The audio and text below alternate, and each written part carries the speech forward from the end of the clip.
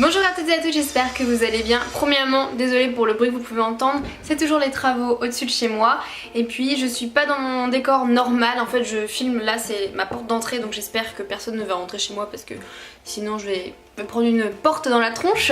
C'est le seul endroit on va dire potable à cette heure-ci pour pouvoir avoir de la lumière naturelle pour vous faire un maquillage. Bref, j'arrête de blablater, je vous retrouve aujourd'hui avec une vidéo qui me plaît plutôt bien. Devant moi en fait j'ai entre 10 et 15 produits que j'ai achetés chez Lidl et on va tester ensemble si ça vaut le coup. Alors les produits ça date quand même un petit peu, j'ai gardé le ticket de caisse, je les ai achetés le 13 juillet donc je ne sais pas si vous pourrez les retrouver, mais c'est un petit peu pour se faire un petit état des lieux sur ce que propose Lidl, sur la qualité et voir si ça vaut vraiment le coup parce que les prix sont vraiment mini. Je vous rapproche donc, ne prenez pas peur et on commence tout de suite le maquillage. D'ailleurs s'il y a d'autres marques que vous voulez que je teste comme ça, n'hésitez pas à me les dire en commentaire, ça me fera plaisir du coup de pouvoir essayer de trouver des produits pas très chers et qui valent le coup. Je n'ai que de la crème hydratante sur le visage, je risque de regarder ici puisque c'est là où je me maquille, j'ai mon miroir. Et on va commencer tout de suite avec ce produit là qui est le Perfect Eye and Makeup Primer. Donc un primer pour les yeux et pour le teint. Et cela m'a coûté 1,95€. Ça fait une sorte de petite noisette blanche comme ça. Bon, j'ai l'impression d'appliquer plus de la crème hydratante qu'autre chose. Et en fait il faut en mettre pas mal par rapport à d'autres marques. Alors pas d'inquiétude, si ma peau devient toute rouge c'est normal, elle réagit très facilement. Bon, j'ai plus l'impression de m'être appliqué de la crème hydratante qu'autre chose, mais bon, on va continuer le make-up et on verra bien. Les deuxièmes produits, alors j'ai pas du tout trouvé de fond de teint là-bas, donc les deux produits que j'ai c'est des concealers qui sont censés être un perfect finish. J'ai une teinte light, une teinte médium, je savais pas quoi prendre donc on va voir ça ensemble. Et chaque anti-cerne était à 1,99€. En tout cas, je sais pas si vous verrez bien mais c'est un petit embout mousse, ça j'aime bien, c'est plutôt pas mal. Là on a la médium, là on a la light, je pense que du coup je vais peut-être faire un mix des deux en fait, je sais pas, ou la médium est peut-être pas mal. Écoutez, je vais tester avec la médium et on verra bien. J'aime bien l'embout mais après en termes d'application c'est un peu bizarre. Bon, je prends mon beauty blender pour tester. En termes de couleur, la médium est pas trop mal. Et au final, je vais faire un petit peu office de fond de teint avec ce truc là, on va en mettre un petit peu partout. Hein, on va mettre quand même la dose parce que ça m'a pas l'air hyper épais. Et puis bon, le truc commence déjà à être dégueulasse, donc en fait, retirez tout ce que j'ai dit sur l'embout. Donc bien entendu, ma peau sera quand même un peu plus jolie mais je sais que ça va pas du tout cacher toutes les imperfections etc. Et en fait j'en ai mis la dose. J'estompe tout ça, je vous retrouve juste après. Par contre en termes de fini j'ai l'impression de briller à mort quoi. Alors que franchement d'habitude ça me fait pas ces effets là. Et puis quand je touche ma peau j'aime pas du tout. Ça a un peu caché les imperfections mais vraiment sans plus. Je suis pas trop satisfaite. Bon on va dire que c'est bon, de toute façon je vais me démaquiller après donc c'est pas trop grave. Ensuite il y a une poudre compacte, j'ai pris la teinte light, ça risque d'être trop clair, c'est pas grave. Et pareil, aussi à 1,99€, donc je me suis pas ruinée. Au niveau du packaging c'est pas quelque chose de fou mais franchement pour le prix on va pas se plaindre. Par contre faut y aller hein, pour avoir de la matière.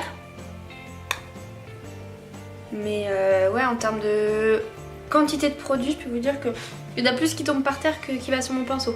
Mais au final la couleur c'est pas si choquant que ça. Je suis pas hyper emballée. Sous le même format là par contre on en a pas mal du coup, c'est le rouge powder. Donc c'est un blush, j'aime bien la couleur, je trouve qu'elle est assez jolie. Pareil, je l'ai payé 1,99€.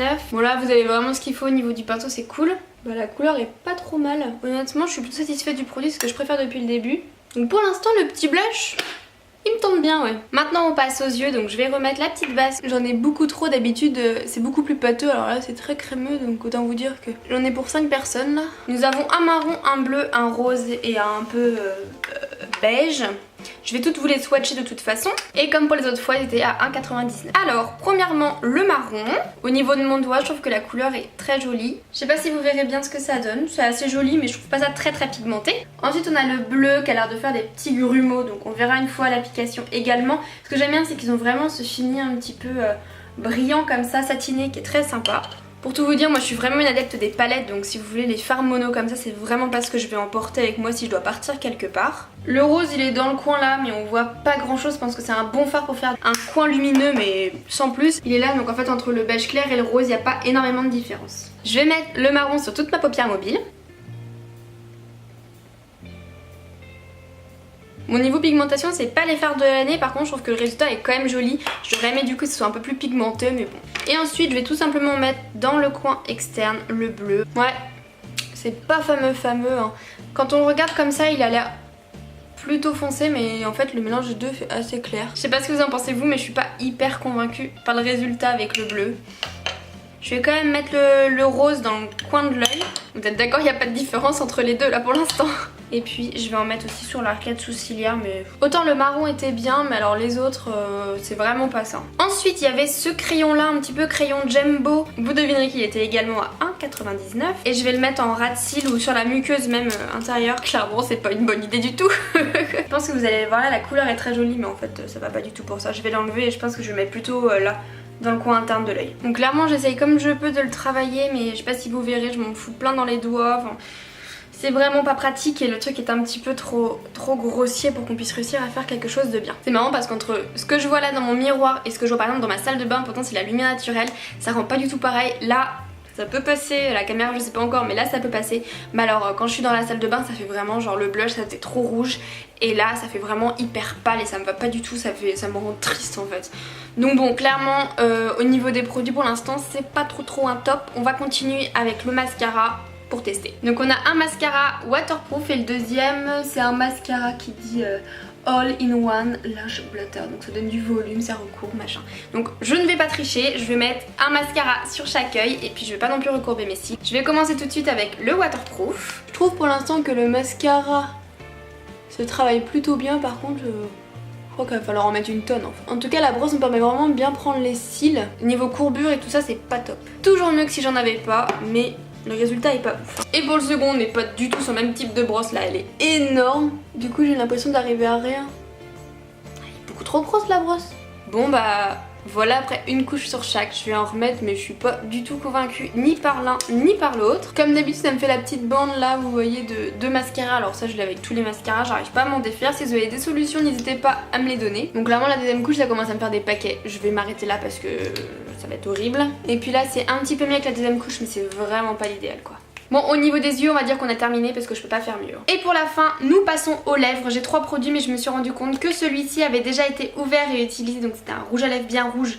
Donc bon, on va pas... il est pas très... Hein, j'ai mis au moins 5 couches pour que ça fasse ça, donc il est pas très pigmenté. Donc voilà, ce trait là, c'est le petit stick en Jumbo. Je le trouve très agréable à utiliser. Il a l'air d'être très doux et très crémeux sur la bouche. Ah, il glisse tout seul là. Bon, il est très crémeux, donc j'imagine que dès que je vais boire quelque chose ou dès que je vais manger, ça va partir. Et ça m'étonnerait pas que ça parte un petit peu partout. Et pour le rouge à lèvres, c'est la teinte 38 Sweet Abricot.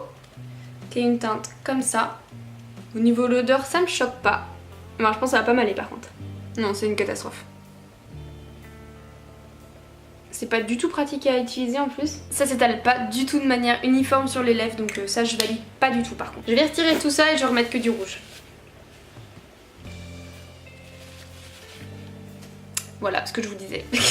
Bon au final je vais carrément rien remettre sur mes lèvres parce que vu que je vais sortir après j'ai un petit peu peur de me retrouver avec, vous savez, un petit peu comme le clown là dans Batman, donc on va éviter tout ça. Bah écoutez, j'avais pas vraiment d'a priori sur la marque, je me dis pourquoi pas au niveau des produits, peut-être qu'il y avait des choses qui étaient pas très chères et qui allaient être pas mal.